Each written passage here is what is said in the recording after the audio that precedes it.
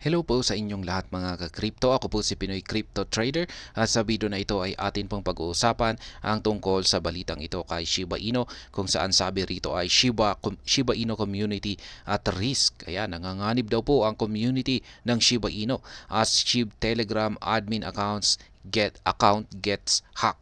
Yan, sapagkat nahack po ang Telegram account ng isang SHIB admin. Kaya yan, mukhang hindi po ito isang magandang balita para sa community ng Shiba Inu sapagkat maaring may mabibiktima po rito. At ayan, bago po tayo magpatuloy ay nais ko po munang bigyang linaw ang aking disclaimer kung saan ang nilalaman po ng video na ito ay hindi po ito isang financial advice. For education and information purposes lamang po ang layunin nito. Maliban po dito ay nais ko na rin pong magbigay babala na wala pong kahit anumang group chat ang Pinoy Crypto Trader. Ayan siya, sabi po rito ay Shiba Inu members warned as SHIB Telegram admin account hack, now promoting fake bone airdrop. Ayan, nahack po yung SHIB Telegram ng isang Shiba Inu admin at ginagamit na po ito para mag-promote ng isang peking token na bone airdrop.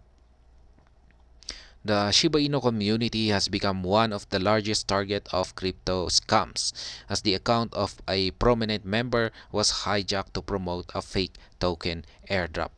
Ayan, target po ng mga crypto scammers ang Shiba Inu community sapagkat alam po nila na napakaraming mga investors dito. In particular, recent developments suggest that the Telegram handle of Ragnar Shib, an administrator in the Shiba Inu community, has been compromised. Ayan, si Ragnar Shib po. Kamakailan lamang ay naglalabas siya ng mga announcement. Yan, mga payag sa pero sa kanyang X account po. Yan, pero yan, paano kaya nila nagawang i-hack yung kanyang Telegram handle? As a result, the compromised Telegram handle announced a fraudulent bone token airdrop. Yan, ginamit po ng mga scammer yung kanyang Telegram handle para mag-promote ng peke na bone token airdrop. Shiba Inu enthusiasts warned. However, other prominent members of the Shiba Inu ecosystem took hold of the situation on time and cautioned unsuspected members. In a recent tweet, Vet Kosama warned the SHIB army about the hacked account. Yan, mabuti naman at agad pong naglabas ng warning ang ibang mga Shiba Inu enthusiasts.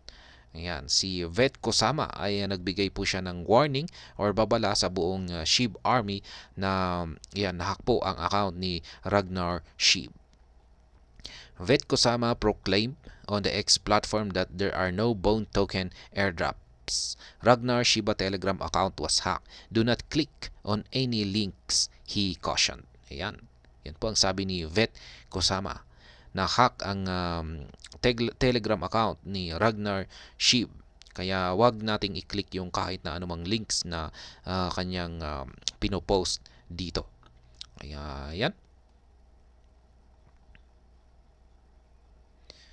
Similarly, Shiba Inu's Discord channel admin Da Vinci alerted community members about the hack incident. Yan, maging si Da Vinci na rin po ay nagbigay ng babala sa buong community ng Shiba Inu sa pangyayaring ito.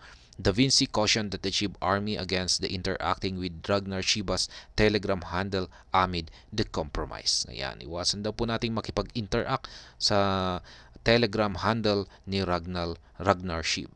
He noted that hijack account is promoting deceitful offers to lure people into losing their Shiba Inu investment. The Discord channel admin remarked. Yan, ginagamit po ito para mag-promote ng deceitful offers, mga panloloko. Yan, para mabiktima ang mga tao. Please avoid any communication or transactions with this account to protect yourself from potential fraud. Stay safe and report any suspicious activity immediately. Ayan. Iwasan po natin ang yung account na ito ngayon ni Ragnar Shib sapagkat iba na po ang mga tao na nasa likuran nito. Shiba Inu's content marketer Lucy shared a screenshot of Da Vinci's message with the Shib enthusiasm on the X platform. Ayan, maging si Madam Lucy ay nagbibigay na rin po siya ng babala sa lahat, stay safe, sabi niya po rito. Ayan. Notably, Vet Kosama's cautionary notice included a screen grab of the scam content emanating from Ragnar Shib's Telegram account. The bad actor behind the account claimed the airdrop marked the community's interest in engagement so far and Shiba Inu's journey. Yan. Yung bad actor or yung scammer ay nagsasabi na yung airdrop daw na ito ay para sa community, para sa interest ng community at ang kanilang engagement yan sa paglalakbay ni Shiba Inu. According to the fraudster, the Shiba Inu team seeks to reward all holders, followers, and builders, practically everyone with free bone tokens claimable at a web portal.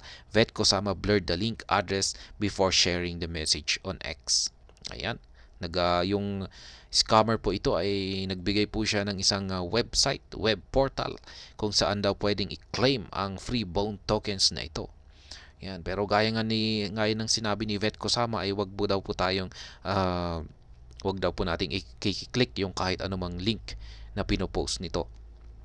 Meanwhile, a concerned community member suggested the Shiba Inu development team needs to build a cybersecurity unit to forestall the reoccurrence of a compromised account. Yan, tama po yan. Kasi nakakapagtaka paano kaya na-hack yung account ni Ragnar Shib. Ibig sabihin ay talagang mahina yung security na ginagawa rito ng mga Shib admin pa naman yung na-hack na account dito. Kaya ayan, dapat talagang tutukan po nila ito kasi lalong-lalo na at sila ay may mga mataas na katungkulan dito sa community ng Shiba Inu kasi pwede talagang gamitin yan ang mga scammers at marami po silang maluloko. At ayan, hanggang dito na lamang po tayo sa video na ito. Sana po ay inyong nagustuhan ang aking paliwanag dito. Kung inyo po itong nagustuhan ay pakiclick lamang po ang like button nito. Para naman po sa mga bago lamang dito, kayo po ay aking inaanyayahan para mag-subscribe. Pakiclick na rin po ang bell icon nito dahil ito po ang siyang magsisilbing notification nito sa mga bago kong videos na akin pong ina-upload sa aking YouTube channel na ito. Marami pong salamat sa panonood. Ingat po tayo lagi at God bless po sa ating lahat.